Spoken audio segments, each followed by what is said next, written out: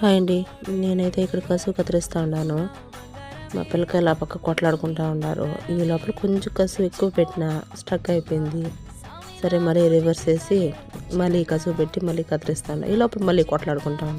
ఒక 5 నిమిషాలు కొట్లాడుకుంటారు. మళ్ళీ ఇద్దరు అన్నదమ్ములు బెస్ట్ ఫ్రెండ్స్ లాగా కనబడేస్తారు. మళ్ళీ కొట్లాడుకుంటారు. మీ ఇంట్లో కూడా ఇంతేనా? కామెంట్ చేయండి అబ్బా. నేనైతే కసువు కోసుకొచ్చేదానికి పోనండి. మా బాబాయ్ కోసుకొని వస్తాడు కసువు. ఆయన కోసుకొని వచ్చే డ్యూటీ ఆయనది. నేను కత్తిరించి ఆవులు పోసే డ్యూటీ అయితే నాది. నాకు ఇంట్లో ఏమన్నా పని ఉంటే ఆయనే కసువు ఆయనే పోసేస్తాడు. అదే ఇంట్లో ఎక్కువ పని ఉంటే ఆయనే కసువు కత్తిరించి పోయేస్తాడు.